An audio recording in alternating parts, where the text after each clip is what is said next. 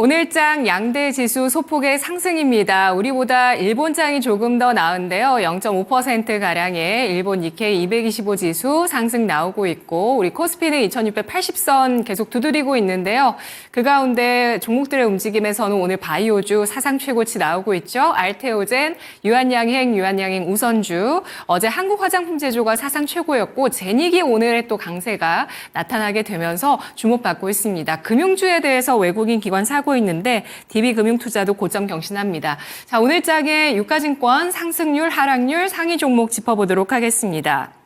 갤럭시아 SM이 20.7% 급등하면서 2,475원선 기록하고 있는 모습 나타나고 있습니다. 오늘장 NFT 토큰 발행 관련주 꿈틀대고 있는데요. 현지 시간 지난달 29일 트럼프 전 대통령은 자신의 X 계정에서 오늘 오후 미국이 지구상의 가상화폐 수도가 되도록 하는 계획을 발표할 것이다 라면서 여러 내용들을 좀 내놓았습니다. 앞서서 또 트럼프 전 대통령은 현지 시간 지난달 27일에 슈퍼히어로 의상을 입은 본인의 모습을 NFT 대체 불가능한 토큰, 이 NFT 모음집으로 출시를 했다고 하는데요. 이 토큰이 개당 99달러에 팔리고 있다고 합니다.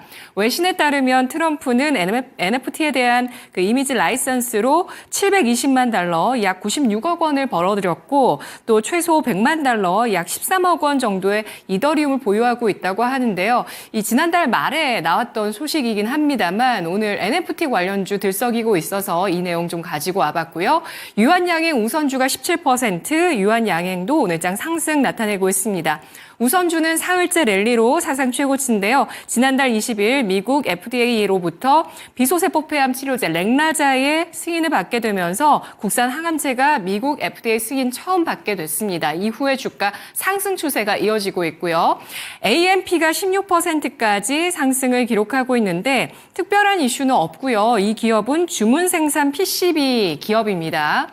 한양증권 우선주 13%, 성한 머티리얼즈가 7.7% 상승을 기록하고 있습니다. 다음 보시죠.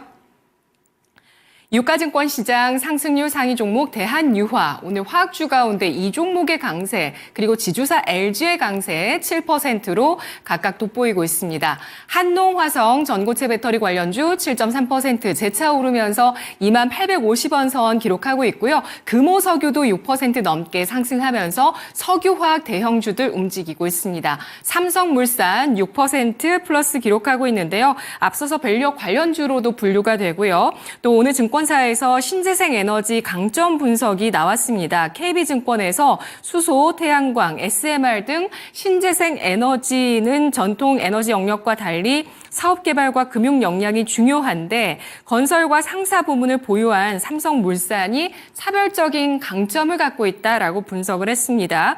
기존 사업이 건설 쪽에서 이익 창출력이 안정적이고 비건설 부문의 이익 기여도가 지속해서 늘어나게 되면서 이러한 성장 동력 주목해 볼 만하다라는 분석 나왔습니다. 다음 보시죠. 유가증권 시장의 하락률 상위 종목입니다. 최근에 오름세를 보였던 애플 수혜주가 오늘 크게 하락하고 있는데요. LG이노텍, BH 5에서 6%까지 내림세를 나타내고 있습니다.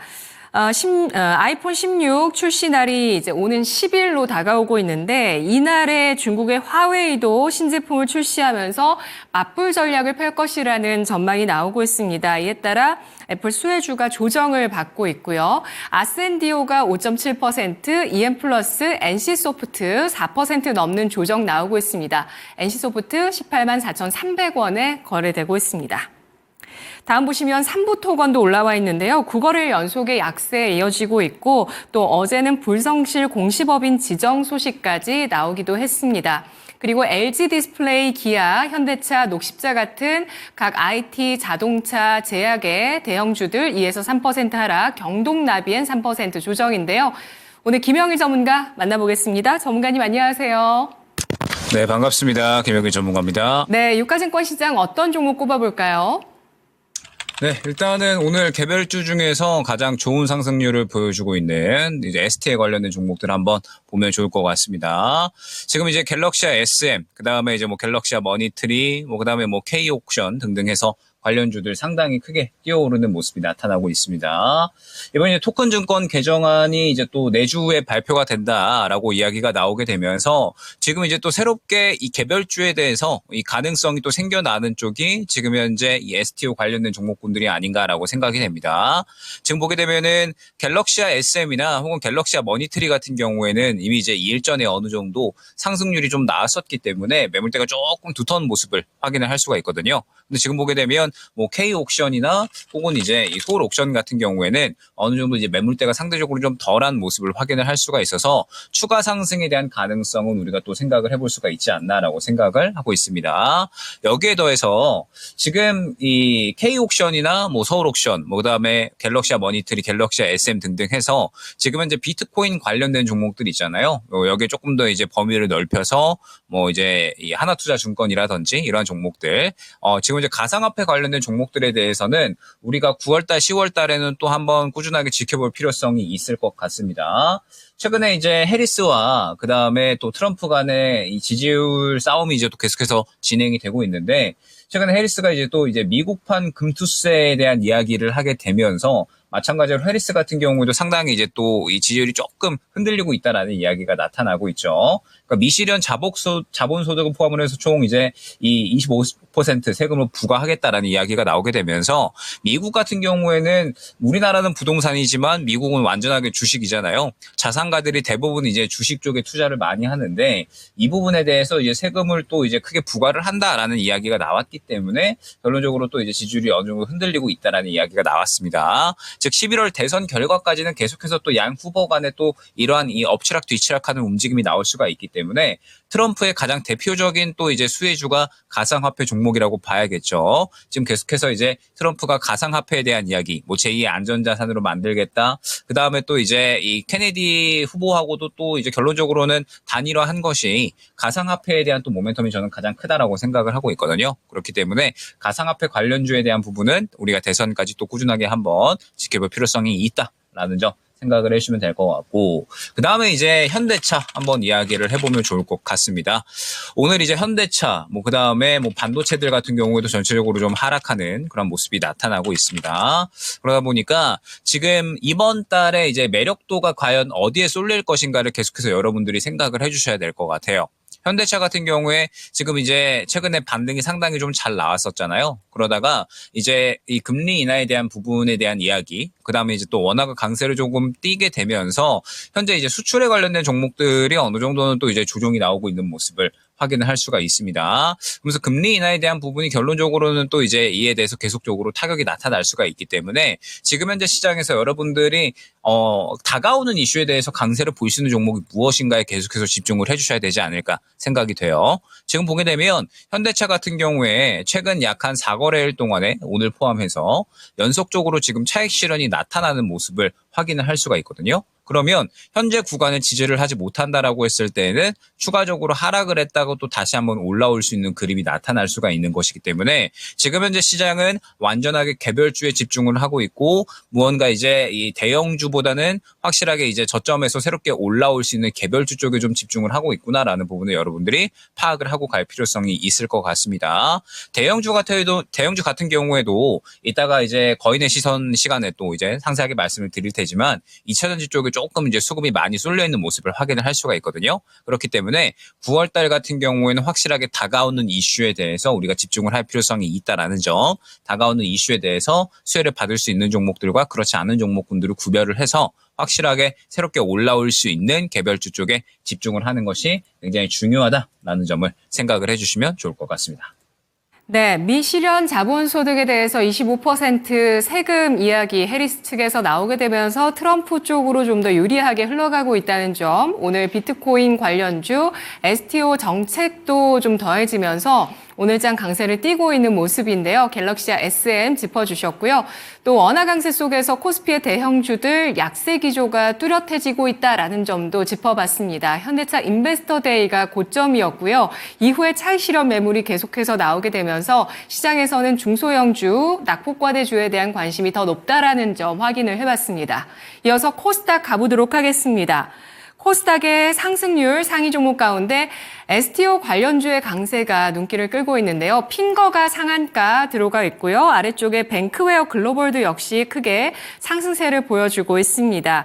여당이 지난 5월 법안 폐기로 멈춰선 토큰 증권 법제화 작업을 이달 재개할 것이다라는 단독 보도가 나오게 되면서 이 STO에 대한 기대감이 나오고 있는데요. 토큰 증권의 법제화에 따른 시장 활성화 기대감 나오면서 STO 관련주 강세를 띠고 있습니다. 셀로메드가 상한가 들어가 있는데요. 주사제형 피부 이식제 신제품 개발을 완료했고 올해 하반기 상용화할 것이라는 전망 나오면서 주가 1970원 기록하고 있습니다. 이 밖에 퀀텀 온도 상한가 기록하고 있고요.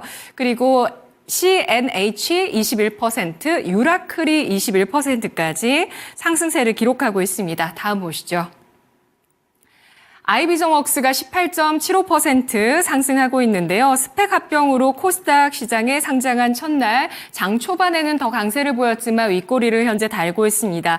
2차 전지 제조 공정에 특화된 비전 검사 시스템을 설계 제조하는 기업인데요. 최근에 배터리 화재가 우려되면서 배터리 검사 장비의 중요성이 더욱더 부각되고 있는 것으로 전해지고 있죠.